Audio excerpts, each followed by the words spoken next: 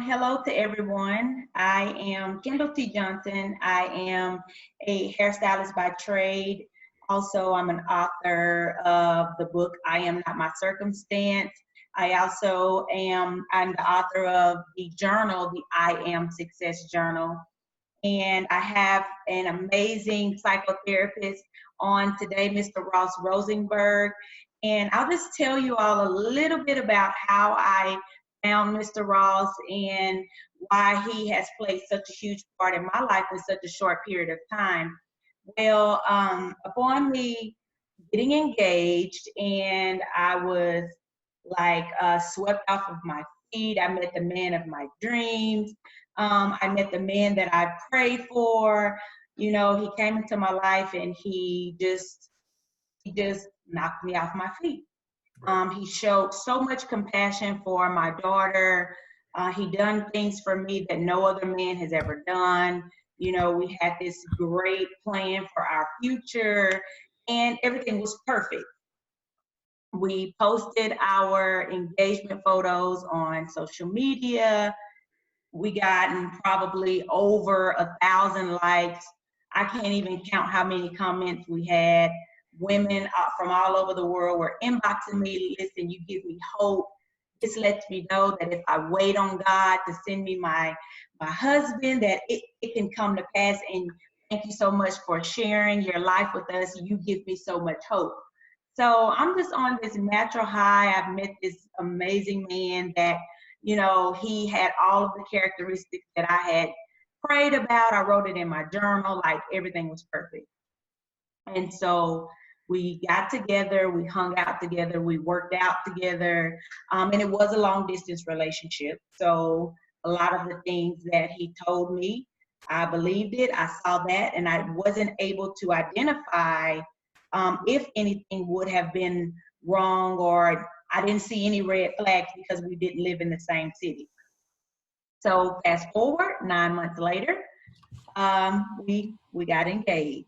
Right. But we didn't get engaged. We really got married the day that we posted our engagement photos, because we was keeping the marriage a secret because we didn't want our family to talk us out of it, because it was only 9 months. I know my family would not have agreed, nor his family. His family probably wouldn't have agreed, but he wanted to take care of me. You're like giving me flashbacks with my second marriage. Complete flashbacks. You're telling my story. So please continue in our story. Except different person, of course. He wanted to take care of me. He wanted to eliminate my overhead here in Orlando. Right. And he just wanted to take care of me. So he was so adamant about me moving to North Florida. I live in Orlando. He lives in the Tallahassee area. He was so adamant, like, I just really want to take care of you. You have so much overhead down there. You just need to come and move here so I can take care of you. And so I was not that, you know, anxious to move there because I have a great life here in Orlando. I have a booming business and I was making money. So I was just like, you know, I just can't move there unless I'm married. And, you know, I don't want to live with anybody. I don't want to have sex, none of that until I'm married. Right. And so for him to get what he wanted, it was like whatever I needed to do to get me, he did it. So he proposed, we married, and I moved there. Once I moved there. Where was there again? Where did he live? Where does he live? He lives in the Tallahassee area. It's like a little suburb outside of Tallahassee. And my business and my life was in Orlando. So yeah, that's quite a distance. Okay. Yes, it's about 3.5 hours, 4 hours almost. Okay. So I get there and immediately I started seeing he would, like, because I was traveling back and forth. Right. I would stay home Saturday, Sunday, Monday, Tuesday, travel to Orlando, work Wednesday, Thursday, Friday, come back home on Saturday so I could keep my business. Thank God I kept my business. And so I could get off of the road and come home, and it would literally be like I didn't exist when I got there. And I would be like, hello, hi, I'm here. So his mask. My wife is here. And he would just kind of look at me and be like, oh, hey, how are you? And I would be like, well, I was fine until I got here. So it would just be like an ignoring. He would ignore me from time to time, and I didn't understand why. Mm-hmm. He would sleep on the couch, and I would like literally have to beg him to come to bed, and I didn't understand why. And it went from that to extreme highs. I love you. You're my queen. I want to take care of you. We're going to build this great future together, to you're a horrible person. I don't know why I married you. I'm just falling out of love with you. And it would just be like these extreme highs and lows, or I love you, now I hate you, you're a beautiful person, you're a horrible person. And I had no idea why or what was going on. I didn't understand it. All I knew is it was something wrong. Right. And fast forward, I had been there about 7 months, and it was Thanksgiving. It was time to go to Arkansas because I'm originally from Arkansas. Mm-hmm. So we had planned this trip to go to Arkansas to be with my family for Thanksgiving. And like I said, I have a daughter. I have a 20-year-old, by the way. I'm 36 and I have a 20-year-old. Mm-hmm. And she had deliberately disobeyed me with getting her flight ticket because she wanted to travel with some friends. Right. And she didn't get her flight ticket. So she thought she was going to rent a car with her friends and they were going to travel to Arkansas. Well, her plan backfired, and he volunteered to pay for her flight ticket. Now, I knew that if he'd done this for my daughter, that I was going to have to get the repercussions behind it. I knew this. You knew there were strings attached. Absolutely. So I forbid him to buy this ticket. Right. Listen, she's 20 years old. She made a mistake. Now she has to deal with her mistakes. Oh no, it's Thanksgiving and this is a great time for family. I just would not feel right if she did not go with us. I'm going to get her ticket, and I forbid him to get it. So Kendall, let me interrupt you. I'm enjoying your story and it's helping me figure things out, but let's make some time for me, for you to ask questions or at any point of it, but I'm tracking you completely. Okay. Got it. I just kind of wanted them to get to know how I met you. Well, that's why. Oh, absolutely. But my first question would be. No. Finish your story. Don't stop in the middle of it. Oh, okay. That's how my personality is. That it's like, okay, we got 30 minutes. No, don't stop. Just so you left off at your daughter wanted to go to not Tallahassee, to Arkansas. And you told her what not to do, and she didn't listen to you. So please finish. And then. So after I forbid him to buy her plane ticket because I knew it was strings attached, right. He bought it anyway. Okay. As soon as he bought it, and he bought it at the last minute, so the ticket was about $500 or so. Right. As soon as he purchased the ticket, his personality changed against me. Actually did change. That there was a threshold. It changed actually really early in your story, but this was the threshold when you actually noticed it. Someone else who might not have had what I call self-love deficit disorder or codependency, they would have noticed that changed a lot earlier. So you noticed, what change did you notice? He ignored me on the plane. He ignored me at the airport. He ignored me because from the airport in Arkansas where we landed, it was like an hour-and-a-half drive to our destination.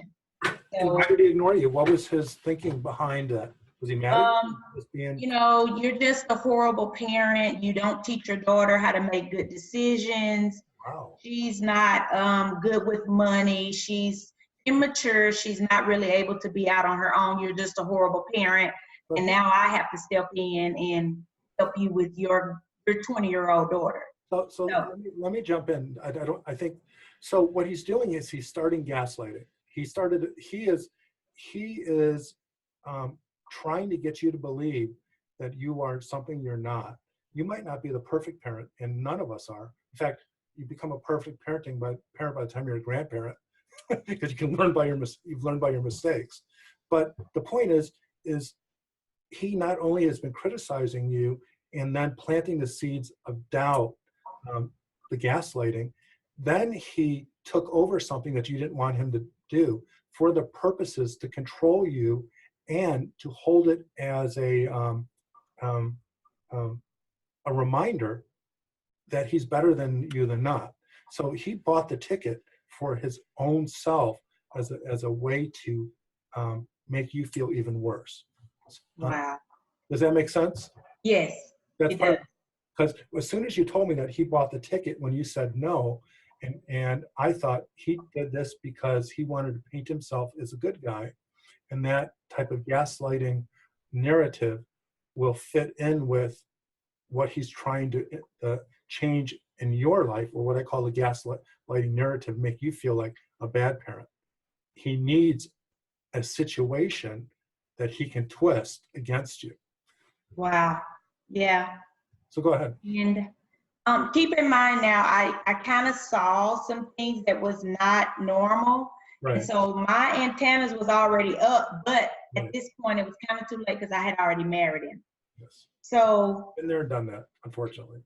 we get to Arkansas, we check in the hotel, and he bought the ticket because he wanted to actually hold that over my daughter's head to try to control her on the trip as well. Exactly. Yeah, this guy has elements of what I call sociopathy, or which is just a natural liar. Narcissists are different, but the narcissists who are gaslighters actually plan it out. Most narcissists aren't sociopaths, but it sounds like this guy knew what he needed to do to make you fall in love with him, to entrap you. And then once he got you, he also knew what to do, how to break you down and break your daughter down. So it sounds like this was very calculated. I don't know if it seems like that to you, but so go ahead. So everything like went berserk, went crazy, and came to a abrupt end. Right. Thanksgiving for me. Once we got there, and he's like, "Well, where's your baby? Where's your daughter? She's supposed to come and check in the hotel with us." Right. I said, "She's not checking in the hotel with us. She's not. You're not going to hold her hostage because you bought her ticket. Like, no, she came to Arkansas to enjoy herself, to enjoy my family. She does not have to stay with us." So he was furious. Okay. As soon as you told me that, I'm thinking narcissistic injury. When you call out a narcissist, especially one who's sociopathic or gaslighting, they have two options. One is to strike back with fury to scare you so that you are afraid to bring it up again. The other is through passive-aggressive guilt trips and look sad and beaten down, which the SLD will fall prey to. And the other is just ignore it, but and then later recalculate. So he got furious and hit back. What did he do or say? Well, sweetie, just go ahead and go on to your grandmother's house. Tell everybody I said hello, and I'll see them tomorrow, which tomorrow was Thanksgiving. And so I'm looking with a dumb look on my face because I'm like, you're going to come all the way to Arkansas. You're not going to go, visit my family. Everybody's looking forward to seeing you. Yeah. They just think I've just gotten engaged to this wonderful guy and everybody loves you. You're not going to go. But he's punishing. In this situation, he's punishing you now. He's very slippery. Now he is leveraging a consequence because you confronted him and he didn't get a chance to wield the power and control over your sister, your daughter, excuse me. And so he's using, there's different forms of punishment and consequence. And now this is what we call passive aggressive. He is angry as hell, but he's acting like it's no big deal. After his fury, he's saying, okay, no big deal. I'll just see your family a little bit later. But he knows the person who is showing the passive aggression knows it's going to piss you off, but they act like it's no big deal. So what happened next? Yeah. And so fast forward, it's Thanksgiving morning. And we wake up. He wants to talk. Hey, Kendall, I need to talk to you. You know, what is it? Well, I just, this thing is just not going to work. This marriage, I'm just miserable. I'm just miserable with this marriage. You're just a horrible person. I don't understand why I came here. I just shouldn't have came to Arkansas. I'm just miserable. You need to get out of my room. Get out of my hotel room. And I'm like, what? Wow, that must have really crushed you. Yeah, and I'm just gonna check out of this room. I'm leaving. I'm going back to Florida. I don't know what you're gonna do, but I'm leaving. And so he made an attempt to leave, or he acted like he was gonna leave. I called his mother because at this point we had a huge argument. He's calling me bitches, hoes, stupid. I hate you. I don't want to be married to you. I'm leaving. So he proceeds to go downstairs to check out of the hotel. Right. He didn't check out. He was trying to trick me into thinking he checked out. Yeah, so there's more evidence about his sociopathy. Yeah, didn't check out at all. In about 20 minutes, come back up to the room. By this time, my family's starting to come to the hotel because that's where we were having dinner at the hotel. So all my family's happy to see me. They hadn't saw me in about a year. He comes into the hotel room again, walks up to me and whispers in my ear, if you don't get these MFs out of my room, I'm going to put all of you out. Like, Kendall, I don't know what you think. It's not about you. It's not all about you. You want everybody to think it's about you. And I'm like, well, what are you talking about? It is about me. My family hasn't saw me in a year. What do you mean? Well, I just want you out of my room. And so then my daughter brought the rest of the money for the flight, so we wouldn't have to hear about the plane ticket anymore. So she brought the money, gave it to me, and said, hey, go ahead and give him his money back so we don't have to hear about this. So I proceeded to give him the money. Took the money and tore it in half and threw it in my face. So when he does this, all of my family, my daughter, everybody's like. But when he didn't take the money, because it's not about money, it's about leverage, it's about control. So when she gives the money back, he lost well over, let's say it was $200. He lost well over $200 worth of control. The money didn't mean anything. Plus, by tearing up the money, he's hurting you and your daughter. Yeah. So you're going to disconnect, and he's saying, oh, not so easily. Oh, wow. Yeah, and it just went crazy. My daughter's like, no, you're not going to do my mother like this. You're not going to treat my mother any kind of way. He then curses my daughter. Ooh. Calls her, you fat so-and-so. And like, my family is looking like, oh, my God, like, what just happened? I thought y'all were the perfect couple. I thought everything was perfect. And then he storms out of the room, goes back downstairs, tells the clerk, I want her out of my room. And then probably in about 15 minutes, he calls my phone, can you come downstairs? I need to talk to you. Of course, I'm upset. I don't want to talk to you. You ruined Thanksgiving for me and my family. I don't want to talk to you. So I finally go downstairs, and now he's apologetic. Mm-hmm. He's so sorry. My mom proceeds to come to the truck because we were standing outside. She goes, no, it's okay. You know, just everybody has ups and downs. We're going to work through it. Just come in. Oh, I'm just so sorry. I really just lost my character. That is not who I am. I apologize. I just pray that y'all can forgive me. But Kendall doesn't listen to me. You see how you're listening? You're asking me to come in. Kendall never asked me to come in to the dinner. This guy is such. Yeah. Okay, at first I'm thinking, does this guy have borderline personality disorder? I thought, no, he doesn't. He's recalculating. He, through his grandiosity, his entitlement, and his crazy narcissism, he just kind of did his crazy stuff with you and your family. And then he probably realized that he was wrong, in that he didn't have an idea that he made a mistake, but that his actions have more consequence to him than he wanted. So he thought he would try to redo it. Wow. Yeah. But by then my mind was made up, because at this time, this particular time was like the worst blow up that I had saw Right.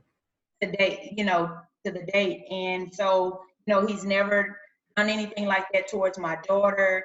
And it was just like, you literally could not control that. And me being the person that I am, this is just something I'm not willing to deal with. So in my mind, let me just get through this trip, get back to Florida, and I'm leaving. Right. You kind of woke up in your nightmare and had a Yeah. what the heck response, and realized this guy's a monster, and you're just trying to get yourself untrapped. And the more you try to untrap yourself, I would have predicted that he was going to get desperate, apologetic, and try to reframe the event, try to make you believe that you were overreactive, oversensitive, and if that doesn't work, beg you and cry. That's usually what happens in these situations. He begs. He's never cried. I've never seen. I should say cry, because it's a sociopathic response. You're going to make yourself cry. Of course. Right. Yeah, never saw him cry. He doesn't cry. We had just attended his grandmother's funeral maybe a few weeks prior. He did not cry, didn't show any emotion. That's a red flag. I've never seen anything like this before. And so in my mind, I started planning and plotting how I was going to get away as soon as we got back to Florida. So thank God, I know God intervened in this, because I didn't get hurt. He never was able to hit me. Right. I got back there, got me a U-Haul, got all my things, and I left that Monday and never returned again. He tried to buy me gifts. He tried to send me money. Oh, I've had a change of heart. God has really transformed my mind. He's blamed it on so many things and said, I'm a new person. Let's work on our marriage. And I just never went back, only because I've dealt with this all my life. I've been in crazy relationships, but it was just like a light came on, like something is not right. But I thought he was bipolar. I never knew anything about narcissists until. He's not bipolar. He's a lot of things, but he might be, but not from what you're telling me. Right. Yeah, that's just what I was thinking. And I really believe that this lady was a guardian angel that God sent to me. What lady? After I left, I came back and I was working in Orlando because I'm a hairstylist. Mm-hmm. So a lady contacted me and said, hey, I'm moving from Dallas to Tampa, and I would love for you to do my hair when I come. So lady came in, and I didn't know this lady, but I started to tell her what had just happened. Mm-hmm. And I'm thinking, I said, well, I just think my husband is bipolar. I'm not sure. And so describing his personality and how he would 1 minute really, really love me, the next minute I was a horrible person. Right. She turned around and was just like, he's not bipolar, he's a narcissist. And the reason that I know is I just moved from Dallas running from my narcissistic husband. So I was like, whoa. So I spent the rest of the entire weekend Googling narcissists. I went and bought books, and I went on YouTube, and that's how I found you. It's interesting that you say that, because my book, The Human Magnet Syndrome, which I'm pretty sure you read, the new version, which is completely rewritten from the last, I start off with the chapter. It's my own story about how narcissism and codependency have been passed down through the generation. And I call it, like I think a track and field event where you pass the baton, where I think that the chapter is called Stop Passing the Dysfunctional Baton. And for most SLDs or codependents, when they finally are able to hold themselves accountable to what happened, that they fell in love with the same hurtful, harmful narcissist who started off like a soulmate, and as my dad would say, ended up as a cellmate. It's really, they're repeating a pattern that not only goes back to their childhood, but if you do the work, probably goes back 3, 4, 5, 6 generations. Yes. You saw that in your own family. Yes, I did. And so I guess I have 3 questions. We can get this done in less than 10 minutes. The first question would be before the questions. Okay. I'm going to help you out here because So Kendall hit her bottom as she described, and I interrupted. Sorry, Kendall, because we're running out of time. And that led her to my videos. Did you read my book, or is that when you decided to come to Chicago for my 2-day seminars? Actually, I have both of your books. I was so excited and so relieved and just wanted to educate myself so that I never ever experience this again. Right. I could not wait on the new book to come. I was like, listen, this man knows, he is a genius when it comes to narcissistic personality, how to recover, you know, how to identify if you are in a narcissistic relationship. So I'm like, let me go and get this book now and start reading. So I bought the old book first. Which is still a good book. Yes, it is. And then once I came to Chicago, I bought the new book. I have the t-shirt, and I just watched your videos over and over and over. And I've even told other people about your videos and your books as well. Yeah, so for your listeners and your viewers, my newest book, The Human Magnet Syndrome, The Codependent Narcissist Trap, is a complete rewrite of the old book. I have a YouTube channel, 100 videos, and it's been pretty popular. I think we're up to almost 8 million views. I also have a company called Self-Love Recovery Institute at selfloverecovery.com, and I sell full-length seminar videos that go from anywhere from 2 hours to 6 hours, whereas YouTube are bits and pieces. So I'm grateful that you stumbled across my work. Yes, and I'm grateful as well. And I'm excited to help so many other people with this. As I recover, I'm just helping as many people to recover as well, or to identify it, because believe it or not, the African American community, they are blinded to narcissists. Even when I say the word narcissistic or narcissist, they're like, what's that? Right. So just knowing the majority of the African American community, they don't know about this and nobody's talking about it.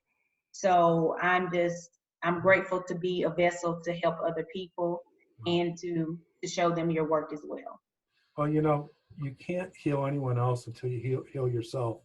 And I say this as a therapist, that, you know, there's so many therapists out there that are, you know, working with people with relationship problems, and they don't even know what codependency or narcissism is, or a marriage therapist.